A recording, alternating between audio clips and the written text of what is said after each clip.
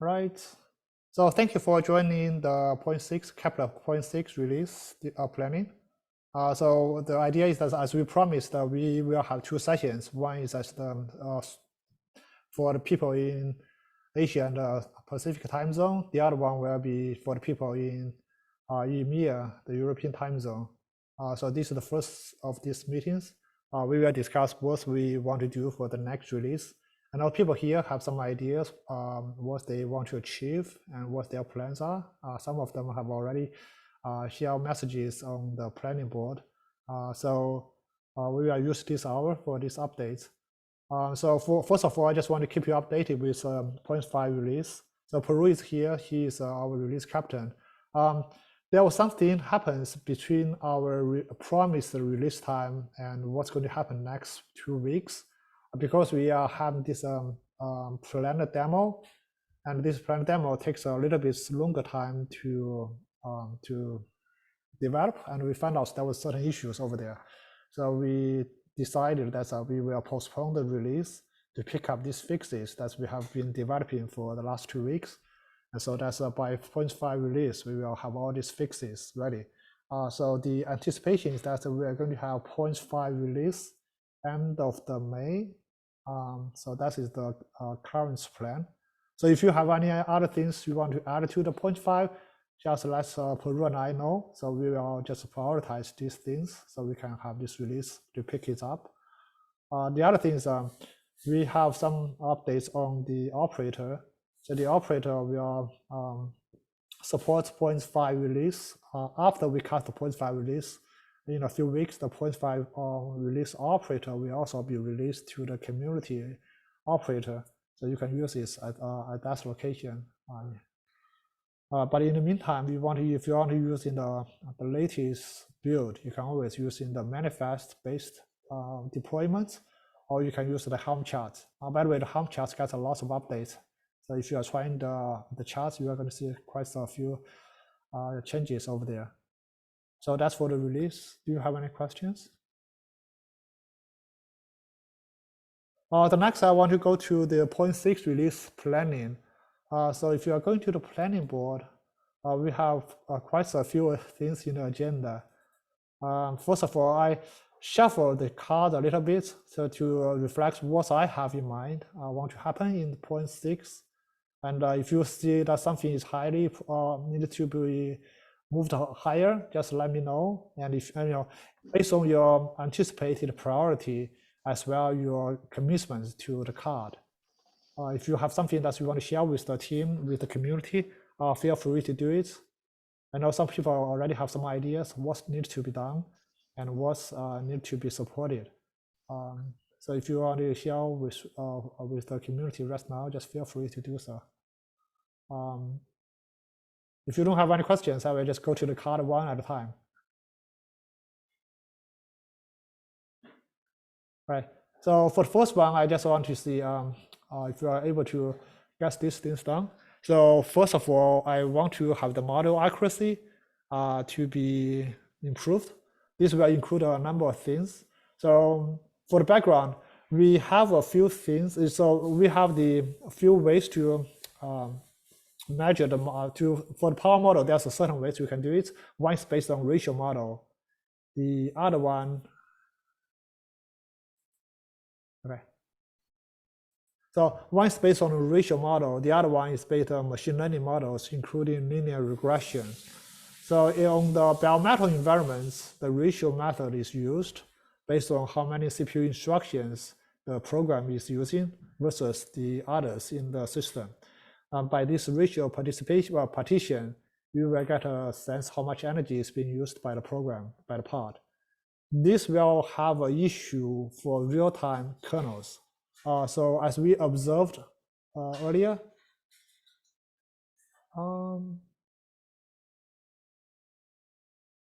sorry, this is not the one. Okay, so we'll discuss that one later. So right now we use the CPU instructions, but the CPU instructions needs to be, we hopefully can support other ways for ratio as well. Just for CPU time, I think this pen previously raised the issue that we need to track per CPU level counters. So right now the counters, whether that is on the CPU instructions or CPU time, this is as all the CPUs that has been used in the single process switch.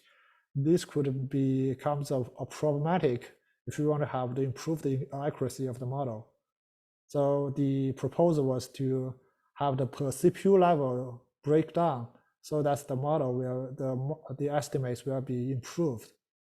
So we have some more discussions on that, and the model server will also have the similar issues to tracking that, and we hopefully can get this addressed in 0.6 release. So Yeah, so go ahead. what we have discussing here is, yeah, having the metrics per CPU, it's also always good. However, since we don't have the energy per CPU, it's the energy per package, for example. Right. Having it aggregated per package, it might be even better, especially because the map in the eBPF will be smaller. We don't need to track it per, have a huge list. For example, if you have a node that has, I don't know, more than 200 CPUs, it will be a huge map in the eBPF kernel. We can track it per socket. I think this might be enough. Right now, we already have the CPU times in it, so it's aggregated for all the sockets. But we might, even for the ratio right now, we actually, are not, we do the ratio for the aggregated energy consumption of all sockets, but it might be nice, to introduce this level of granularity to actually divide the power per socket, because an application might be using one socket and another, or just one socket, and this might change a little bit the energy consumption, instead of the aggregation. And the CPU time can also be that, but it means that we will need to send the topology, the CPU topology, the BPF code, isn't it? So that we can aggregate it per socket, because from I have seen some codes that before. So from the BPF itself, it might be hard to get the CPU topology. So we need to, send the topology from the user code to the BPF, and inside the BPF we have the map, and then we can, aggregate it per socket. In this case, it will require some big change, of the logics of everything.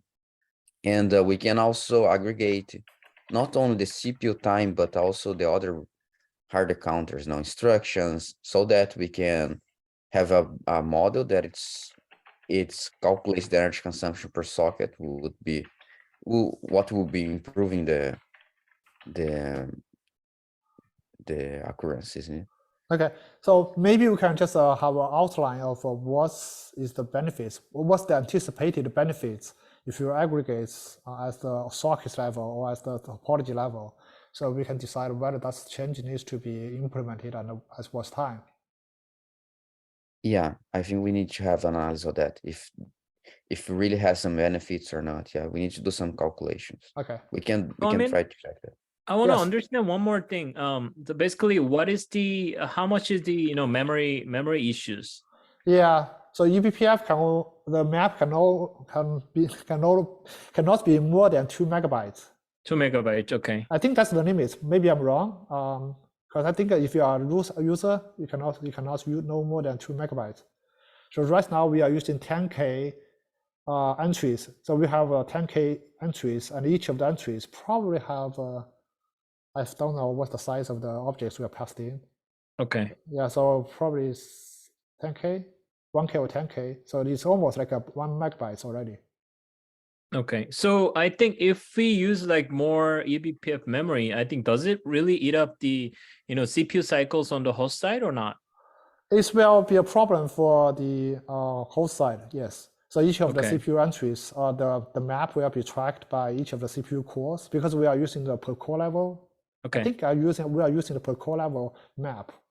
All right. So then, without this, then does it really work for the a virtual machine scenario where we are deploying Kepler on top of the virtual machines? It should work in the same way, because this is a eBPF is at the kernel level. So as long as it works on the host, it should also work on the VM. Okay, but I think we may not be able to measure the package level. Oh, right. Yeah, you're number, definitely right. We cannot measure the package level on host. If Just you're the running virtual inside of part, VM. yeah. Right. Okay, So it's so all in the bare case, metal. okay, so then like we need to somehow estimate it using the model solver that.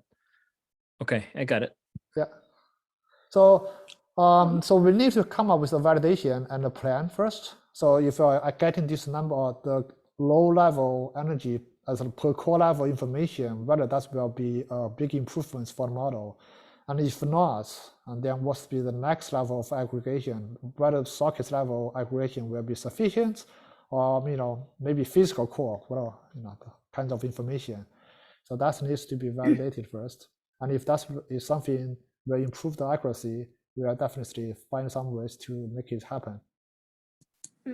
Yeah, actually, I would like to add up 2 points. The first point is that the benefits of having the per core level is maybe just only we can have more fine grain in terms of the CPU frequency features that can add up. It's not in the labels, but in the features, and we can add the granularities with the core level, because as our Marcelo said, we have just only the per socket granularity for the labeling for the power labels. The second point is that add to what EK said, maybe it is a good idea that if we know that this is a VM, there is no need that we do the mapping, those stuff, because we are not going to do the training. We just want to aggregate per process and do the estimation. So there is no need to separate the sockets. So it's possible to optionally disable the way we map under the unnecessary granularity in the BPF. Okay, that's make Yeah, perfect sense. just to mention that if it's a VM, typically, okay, that depends on the provider, but typically a VM is created with only one virtual socket. So it will actually be aggregated in only one thing, isn't it? So if we have the logic for multiple sockets, it will be, we don't need to disable that, because VM we have only one.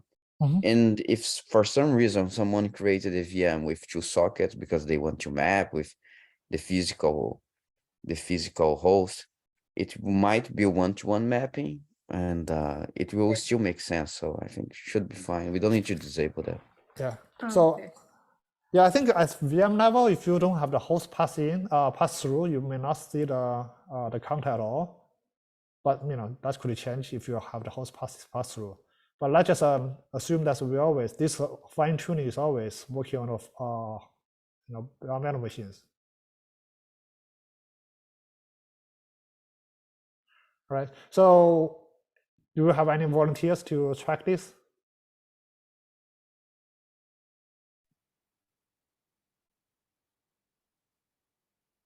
Would it be okay? Just Marcelo and Pan, you take a first look, and then we decide what should we do with this. Yeah, I think we can comment. I'm busy with other things right now that I want to do, especially for the validation of the entire power model that I'm trying to, and the idle part that we were discussing before. So if I finish these other things, I can have a look on that. But right now, I want to finalize the other parts. Okay, sounds good. I want to give it a try. All right. So I think I have a brief idea of what's going on. So I will ask follow-up questions here. Sure. Thank you, Puru.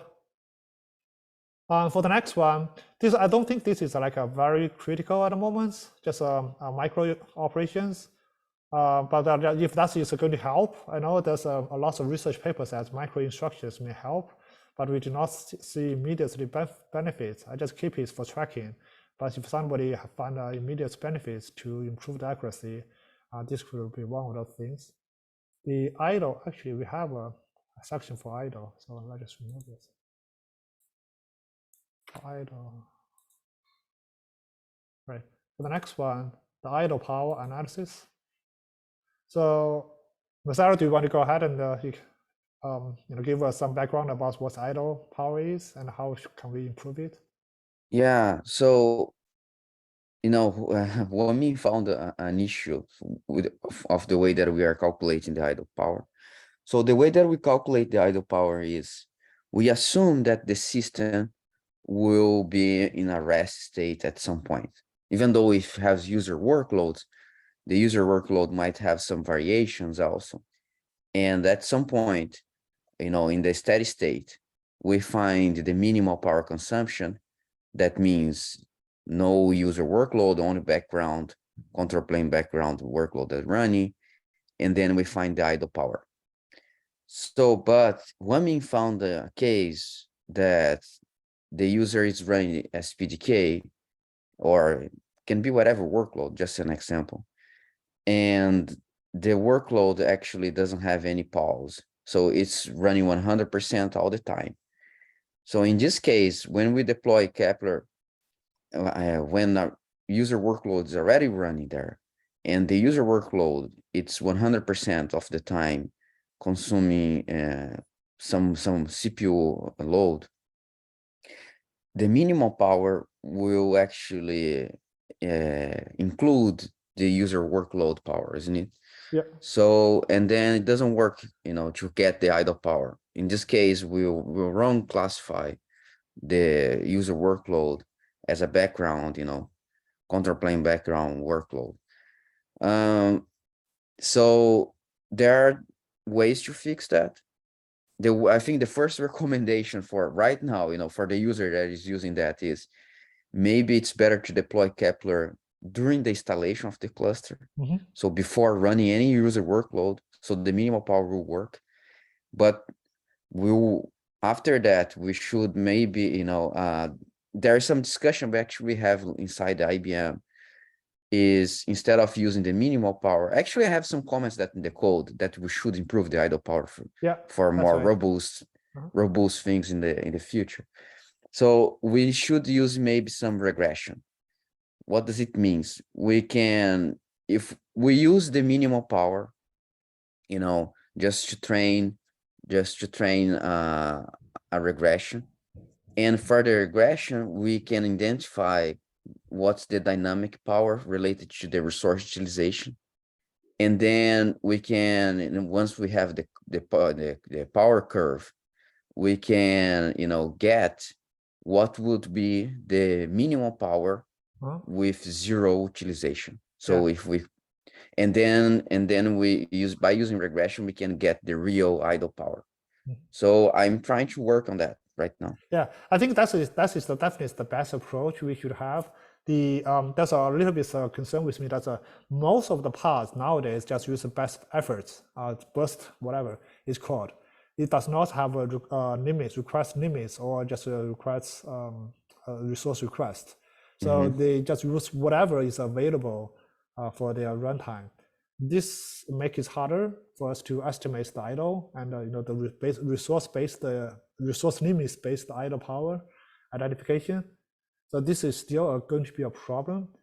So I'm thinking we have to find some of the optimal ways to, whether that's using the runtime, this window-based average, or just a min and max during that window to identify the resource usage, and using that resource usage to calculate the idle power.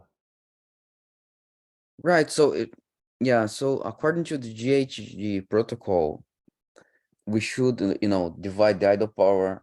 It depends on the size of the application. The constant power depends on the size of the application.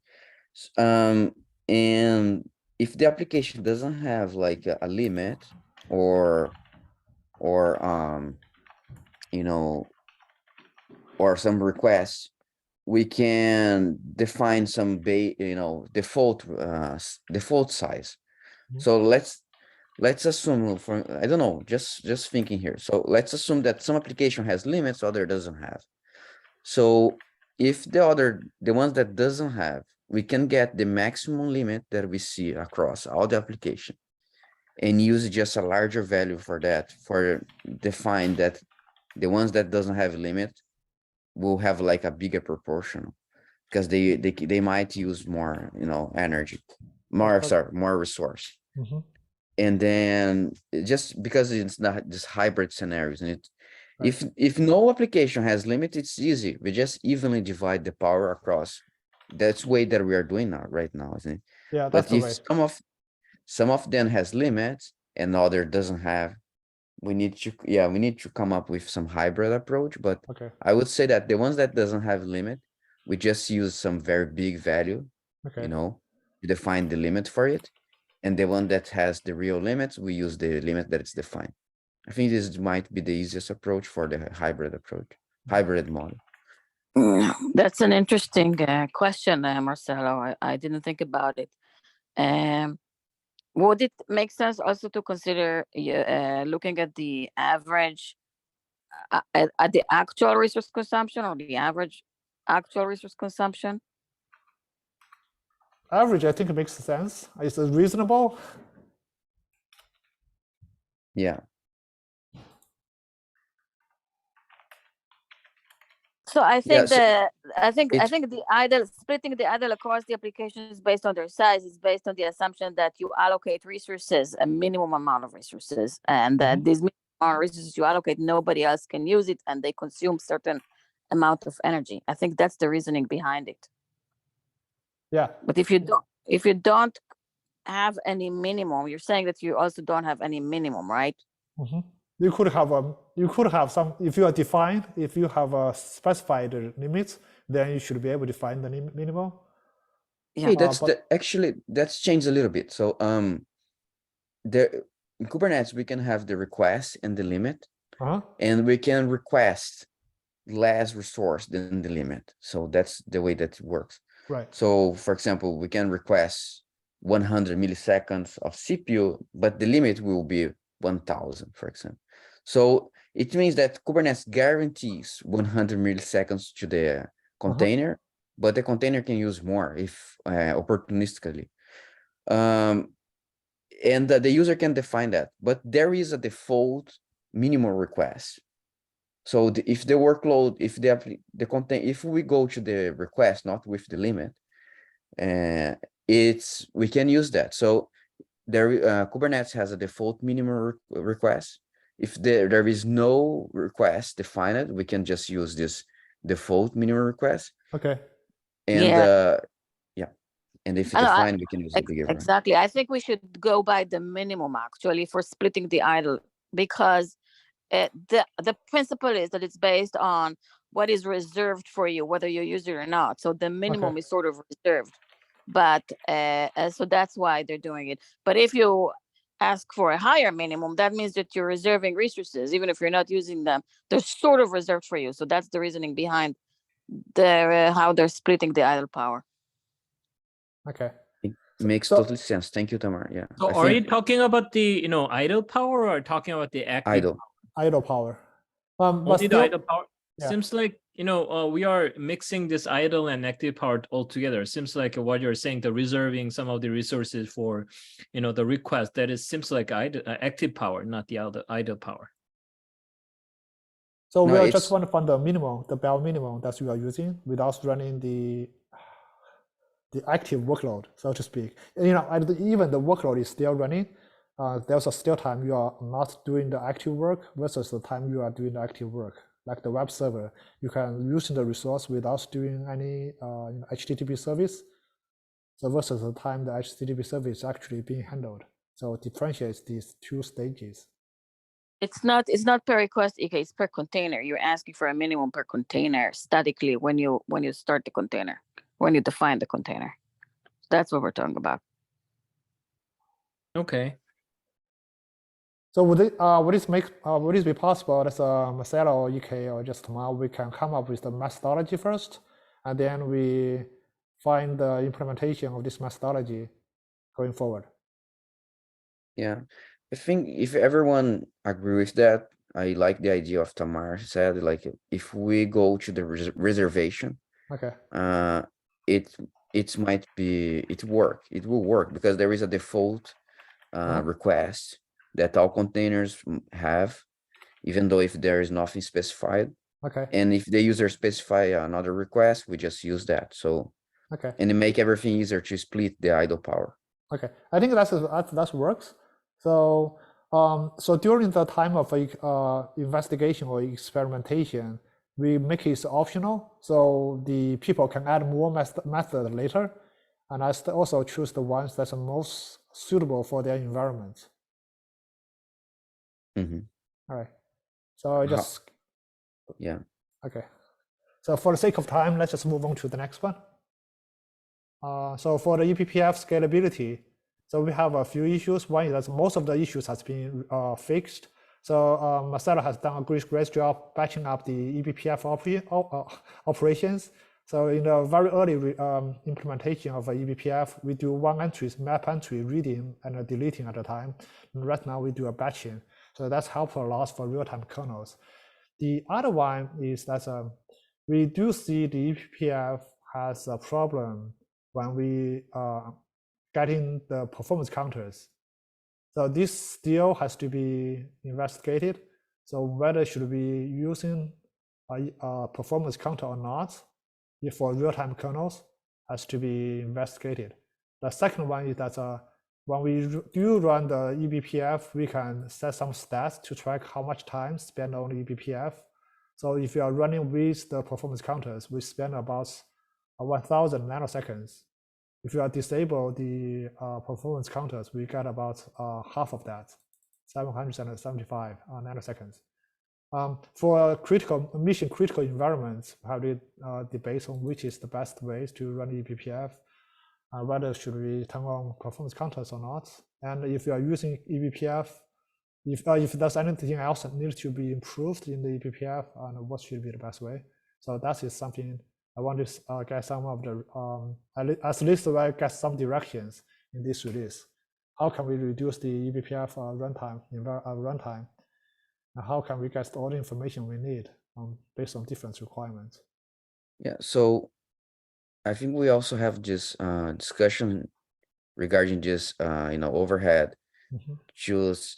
To, for example, run real-time systems that latency is very, very critical, to actually disable, eBPF and only have C group metrics, isn't it?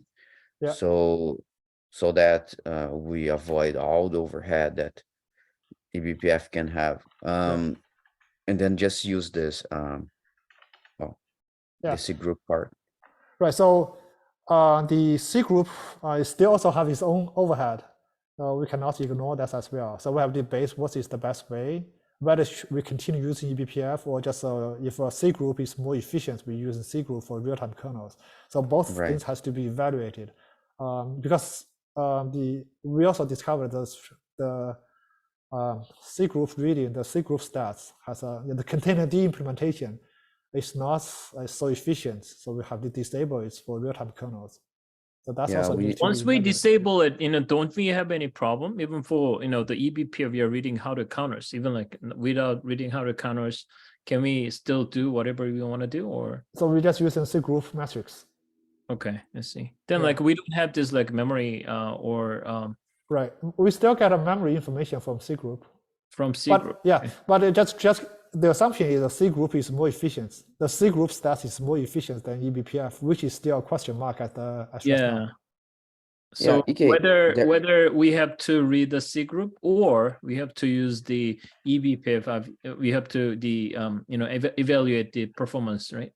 Yeah. So we have to evaluate which one is more efficient. For the occurrence of the model, of course, there are trade-offs. If we use more features, more hardware counters metrics or not. So, but for scenarios where the overhead it's very restrictive, we need to sacrifice, and use less information. So that's the goal here. So, but the range of the information we can get it from the eBPF is not the same as the information from C group, though, right? Yeah, there are some differences. Yeah, there's some difference. So, for example, eBPF, you might read all this hardware counter information, but I think C group you have like limited information. You can get That's it. exactly yes. Right. I think So we we have to pick and choose. I mean, like whatever model we have to go. First of all, maybe just minimum crux of the information we have to evaluate it from whether eBPF or C group. Then does it performs well or eBPF or C group? Then for the more accurate power modeling, so we might need eBPF, I guess. In that case, we may want to go eBPF, things like that. So yeah, Yeah. so that's the baseline has to be established. Which one is more efficient and accurate? Yep. And then Yeah, once we that's got, mhm, that's the results that I have in the paper that I wrote, if Okay. you guys remember. So it's like if we include hardware counters, it improves the occurrence. mhm, But the occurrence with, for example, only CPU time, it's not that bad. So it's usable. So that's what I'm saying. It okay. can be better if we include more things, but it also can be, good enough maybe for scenarios that the overhead, it's very critical. Okay. I remember, that paper explained that accuracy will improve, but actually I don't see, I don't recall we write about the overhead though. But let me visit. No, I paper. didn't wrote anything about the overhead. Yeah. Okay, I see. So then, like, we have to evaluate that overhead. Yeah. So I suppose maybe eBPF and C group sometimes or most time as trade-off. For example, some virtual machine case, maybe we cannot access the eBPF hardware counter. Mhm. So if Yeah. for today, I would say something as investigation we need to long-term as consideration. I would like to keep current way of it, which means we have some environment as switch for eBPF or C group or work it or both measures work together. So that's my point. Yeah, I Yeah. think that's the idea. It should be make it optional. It will be probably enabled by default, everything. But if the user has some restriction for the overhead, it might enable or disable things as it's needed. Yeah, I agree. Okay. So I'm going to take on this one. I'm going to provide the information about the overhead between eBPF and C group and see what we're going to do Yeah, with I this mean, option. can you just write here also, because we have another library to collect C group metrics, and it might be nice to test also the overhead of this the run C library, compare the run C and containerd as again. So if I have time, I can do that, but Yeah. I would see, I would check. So actually, my personal personal consideration is we still write a very light weight C group reader by ourselves, because I read the container D implementation. It's useful for comprehensive analyze, but it's not useful for efficiency. So I would rather to start from scratch, rewrite the C group stats by ourselves in the most efficient way. I have not looked at the run C yet, but that's a very good pointer. Okay. Yeah. Right, so I'm just going to use the next half hour to discuss what we're going to do with the external power source and the other components in the system. I know this has been requested a lot, and so I just want to have a discussion here. So this is, I just have this diagram. So this is the current way of Kepler's modeling. We get everything from the repo, from the ACPI or hardware monitor, depends on the CPU type you have, and then we train the model. That's the source of power throughout the system. Once we have external source, the external source comes from IPMI, BMC, and HMC, which is runs on the Z system. Then the picture changes because we cannot allow every daemon set to read the BMC. That's a security concern. So we can only allow such things to exist outside of the node. So the source of the power actually sits outside of the Kepler. And we either get the source of power through certain API calls, or read from a Prometheus, or calculate the energy completely by the external entity. So meaning that Kepler still work as it is nowadays, but we need to have some other models living outside of Kepler to use in the BMC exporter to calculate the energy used by the used by the compute node. Can it be a sidecar? Because, for example, we don't need to have information from other nodes, just the node that Kepler is running, isn't it? Mm-hmm. Can it be like another, sidecar that it's actually can, have all the logic to, and then Kepler can connect to that? Okay. So we don't need, because your concern is to implement all this logic inside Kepler, isn't it? So to have this special access to that and everything. So if it can be maybe another container that it's running the node and reads its own BMC, its own power information from the node. Because I'm just concerned that if we need to export all of that to Prometheus and then get information from Prometheus, how will be this workflow? I think it's too many cycles and I know. Yeah. And So also some I synchronization think, problem. the sidecar, it might be good, but actually, typically, if you're using the out of band method, then there's a limitation. For example, IPMI, I think that at most you can report it back to the server maybe one per second, right? One sample per second. So I think you cannot just keep constantly asking, that the power number. And also there's a problem for the synchronization as well. So Yes. if you're having maybe, nanosecond or microsecond level synchronization, there might be, pretty big gaps between that, because whenever they are measuring might be different than, because of, the protocol delay. IPMI is a pretty old, the protocol, so that, there might be delays, things like that, so that, the moment that Prometheus consume the data may be too off. Okay. Yeah, exactly. Yeah, so Yeah. some issue might happen using out of band. So I think in-band might be better solution, but I think, as a matter of simplicity, out of band might be simpler solution. But I think we can discuss about it. But also, for interaction, yeah. Go ahead. Yeah, if we talk about the HMC, because currently I'm working on the HMC power consumption, and currently HMC provide the endpoint and provide the power consumption data.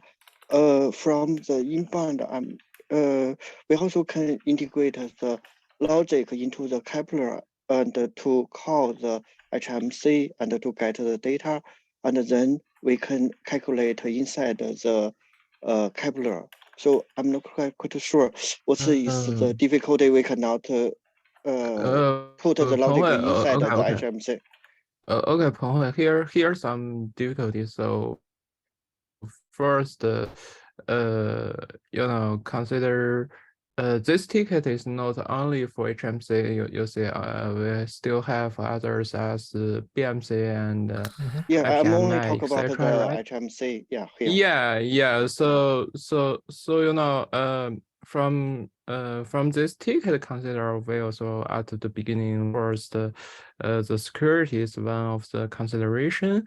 And as a long-term plan, which my point of view is that there seems at least two parts, functionality. Okay, we need to consideration. So first is when the Kepler is working, for example, retro mode, it may depends on some external energy provider to place role as current RAPL functionality works for the hardware or Linux OS power consumption as total, and the retro works based on the total number. Another part is that you will go back to the picture at the beginning of this thread. When we do the training, actually our model server consume directly from Prometheus, which means if our model server able to, not only depends on Kepler metrics, but works as a combination way. One part is Kepler, and other part is the external power source.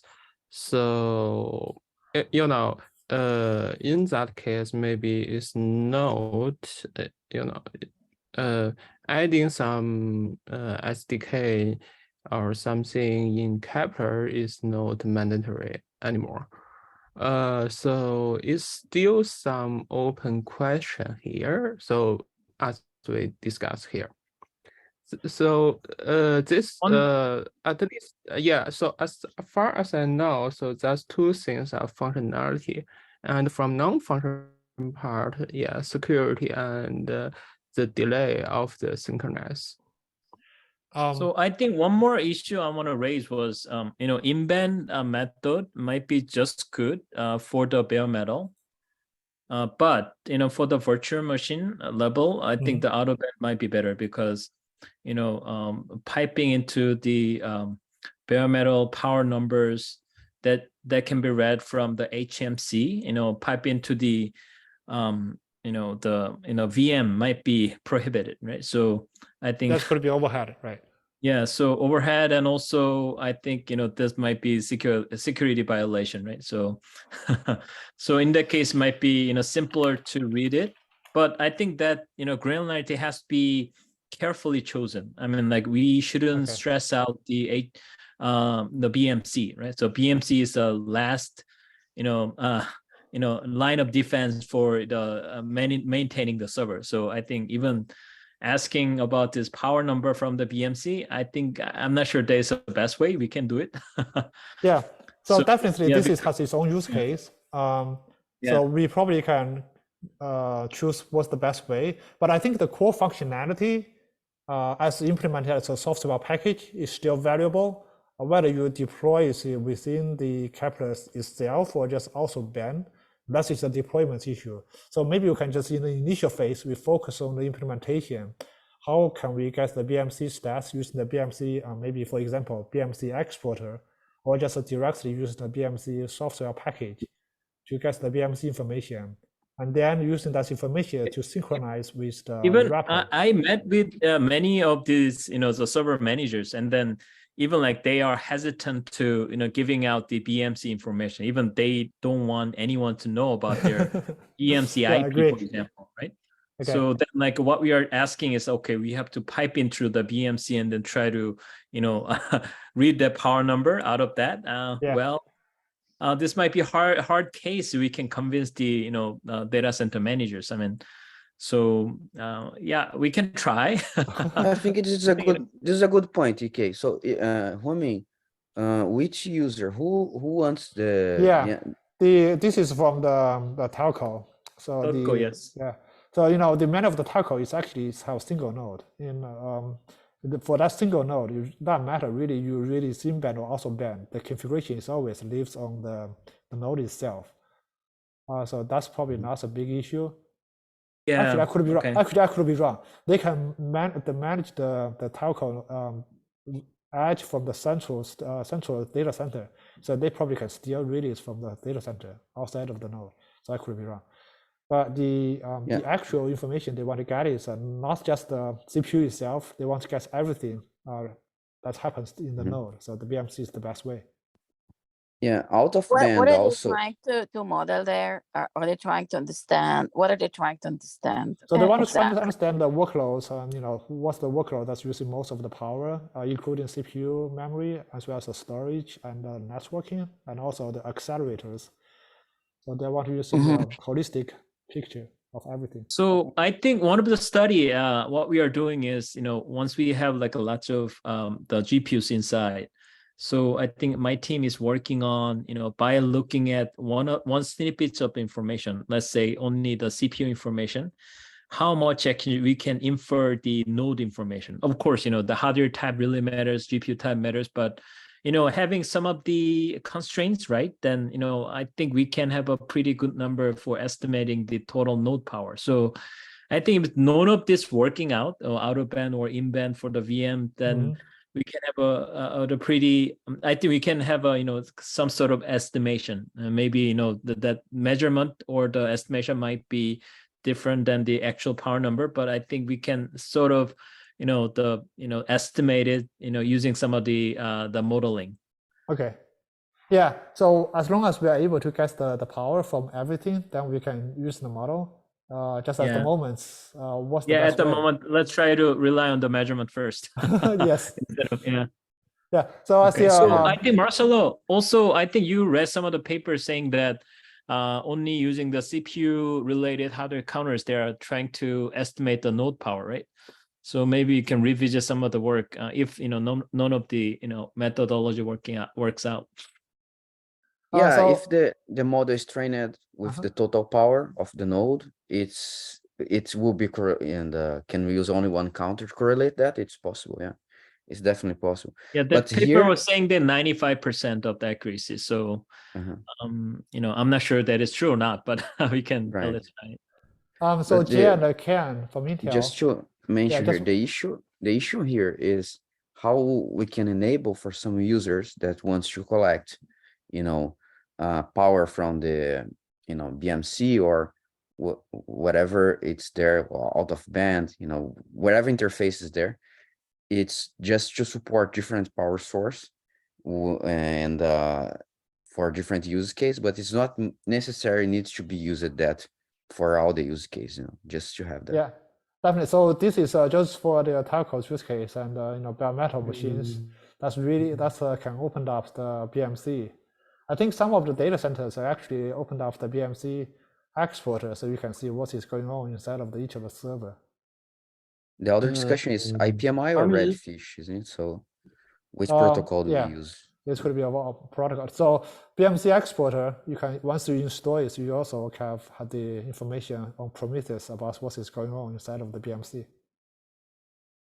Huamin and myself, so I have another plan or idea on this one. So maybe as the first step, we can, interface, make some interface and decouple all the power measure approach from others. So maybe as just recall some seconds before. So Sam, so we do not want to re-implement the BMC export itself. So we can, we just use the BMC exporter. Yeah, that's definitely. Yeah. So Huamin, so what's my point is that we do some refactor or something in Kepler side, which means you see, for example, Kepler do the measures for each 3 seconds and some external power resource measure as 1 second. So that is a BMC. So BMC has its own latency issue. We do not know measuring every second is supported by BMC. So certain BMC we are supposed to like 15 seconds refresh time. Certain other things probably is different. Yeah, so that's a synchronization maybe issue. Yeah, so maybe a way of my solution or something in my mind is that so first we do some code level refactor in Kepler and we provide a standard interface or something make people able to send their data into Kepler for calculation. And then maybe from next release or the second step is that we, as we open all the, data injection point during our some endpoint there for Kepler, so we can now for different kind of external data resource, when and where they inject into Kepler workflow is the best option for, depends on the different source. Yeah, so Maybe let's just make one. maybe consider with the latency issue, right? Yeah. So I don't think that's not all the data source. Yeah. So I don't think reading outside data source into Kepler is a good idea because of the latency issue. There's also a synchronization issue. So each time if you are go to the Prometheus, read the metrics into Kepler, that's going to be introduce a lot of latency. I don't want that to happen. It looks to What about we probe the BMC exporter and then we get the value? We don't know what's the overhead. If you can just have some solid ideas about how much overhead the probe will incur, then we can go that route. But I mean, that could be a good point. Maybe you can write down the actions, right? So the potential. So I would assume that, instead of using IPMI, the Redfish will be much more scalable, and also a more low overhead. Okay. Yeah, so I think, maybe, Huamin, you already said that, because, that's why you are pushing into Redfish first. I'm not sure about actually recent, latest, BMC may not, I think they are supporting both, Redfish and the IPMI, but I think we can try that out. Yeah, let's just try Redfish first. I think that is also suggested by the people who are working in the telco. Yeah. Okay. And then so I think the bigger issue is the model, how we're going to build a model, because the BMC and the repo are also sync. We need to have some calibration inside. And that is actually. Yeah, I just wanted to ask about it. Do we know how to correlate between application containers and the everything else, like the storage, the accelerators that they use? So to understand what applications are using what slice of what resource. That is something we need to know. Yeah, that's my question. Do we know how to do that type of correlation between applications and the rest of the resources? I think this is a very good research topic. Yeah, yes, so I think so too. The other challenge is out of band can report the node power or node power plus accelerator or plus, it's not like only one thing, and it's very hard to know what it is actually reporting.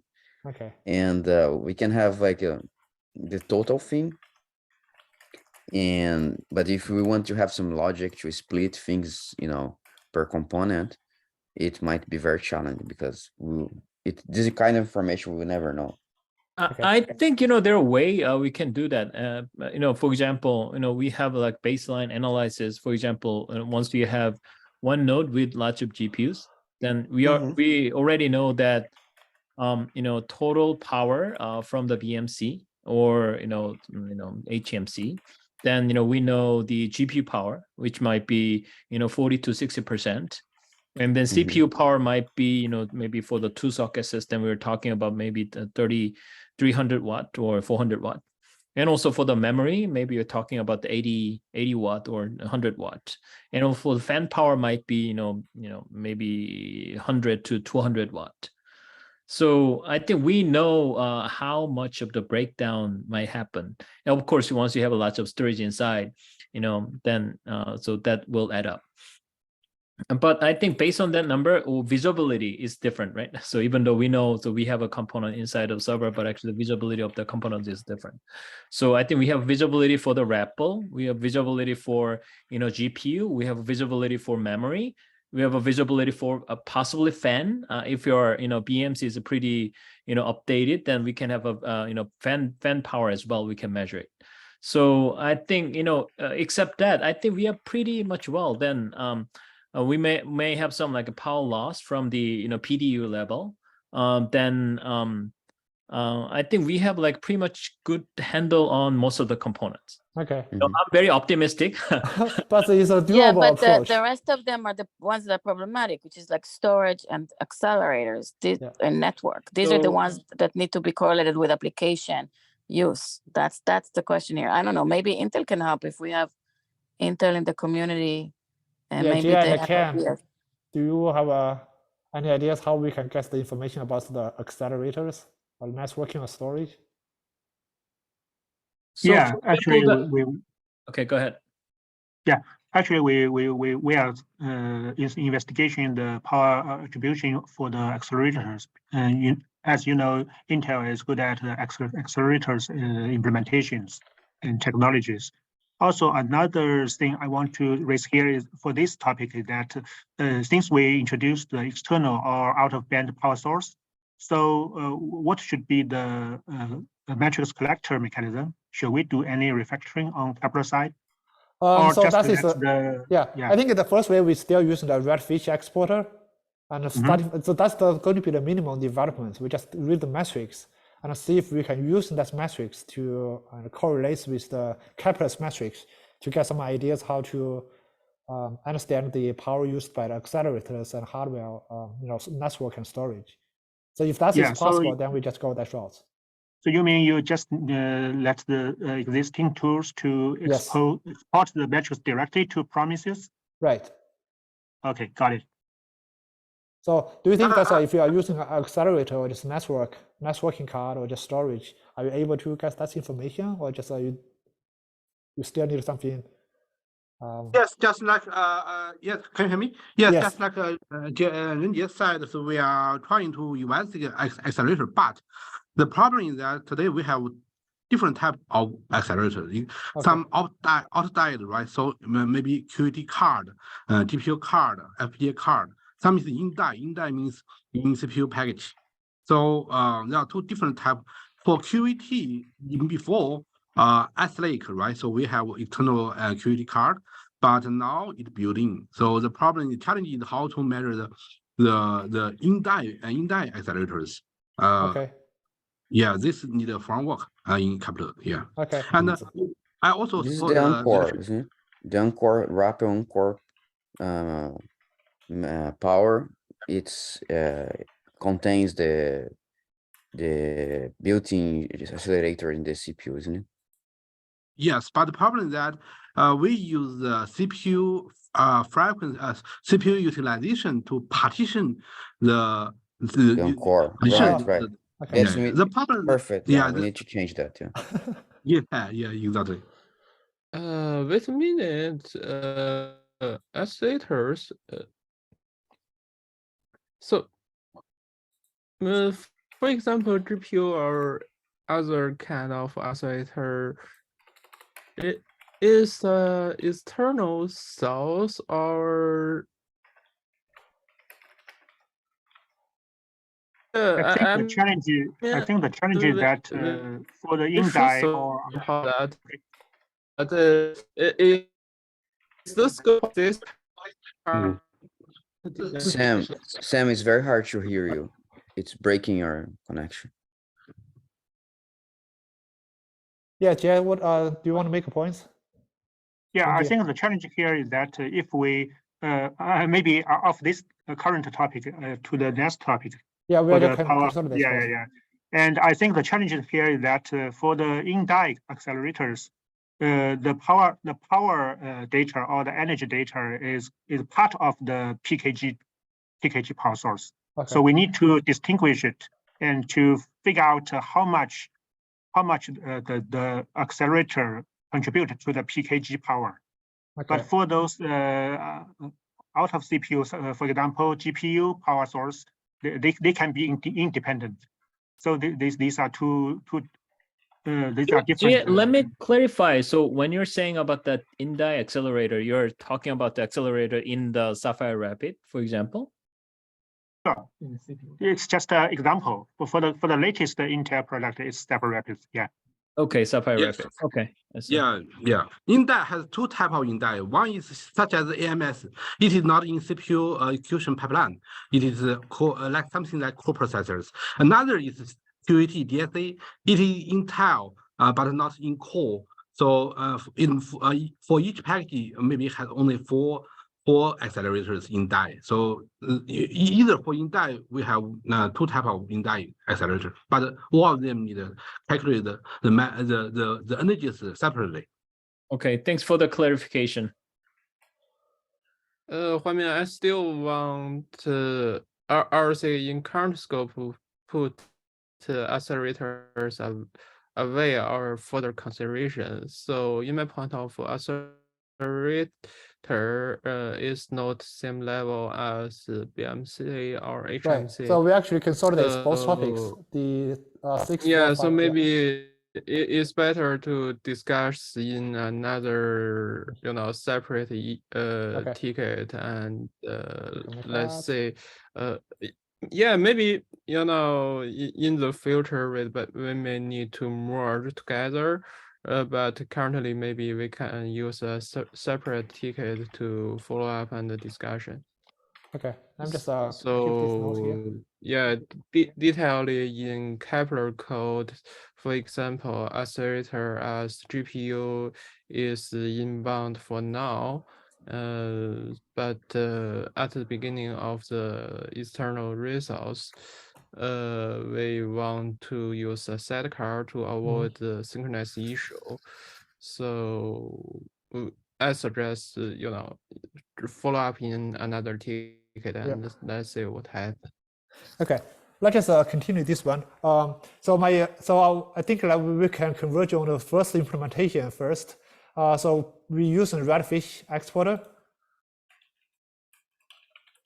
and then we investigate the overhead of the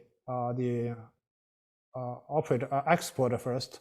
So whether that exporter itself has an overhead or just the Prometheus access has overhead. So we get that number, and then we see if we are able to do the correlation between the application metrics that's coming from Kepler and the BMC metrics that come from the BMC exporter, and we can do a correlation in between, and we can get reasonable numbers to understand what is going on inside of the the compute node, and we can get a reasonable reasonable power metrics on accelerators, network, and storage. So that's the ultimate goal. If that is doable, then we should be able to have the first prototype. Otherwise, we have to investigate other alternatives. Just one comment here. Prometheus normally is the weak point of the cluster. Right. So they don't think that it's breaking. I think if we avoid as much as possible to touch Prometheus, it's better, to retrieve, probe Prometheus. Okay. Because especially in the scalability, for example, if we have 100 nodes and we have 100 Kepler probing Prometheus, it might be some very big problem. Okay, so that's will be included in the overhead and Prometheus access. I would say let's try first to probe the exporter, the BMC exporter itself. Okay. And then we just parse the results and get what we want. All right. And of course, we need to analyze the overhead of that as well. But I think it might be a better approach to start. Okay. So I'm a little worried about this like BMC overhead. I mean, like BMC overhead might be really machine specific, right? So BMC capability, let's say, one of the server we are having, so the overhead is huge, but actually that may not be happen for, the latest server, right? So, all right. Yeah, so I agree. think that has to be taken care of. Maybe the Ethernet that goes to BMC might be really powerful sometimes, but I think you have to take care of it.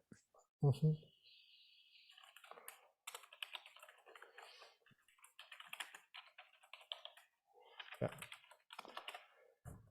That's why we need to buy a better server. True. Yeah. Okay, so we are actually running out of time. I think we have good results. We are going to have another meeting end of May in the time friendly to European time zones, and we will continue our discussion. In the meantime, if you have any information you want to share on the issues, just feel free to update, and also just ping me directly on Slack. I won't be available the rest of the week, but next week I will be available. Thanks so much. Okay. Any chance to have the API server PR merge? Can we just merge this in the 0.6 release? It's going to be big. This is too big for 0.5, but I will promise you 0.6 we will have it. Okay. Yeah. Thanks. All right. Thank you. Thank you. Bye. Bye. Bye-bye. Thank you. See you.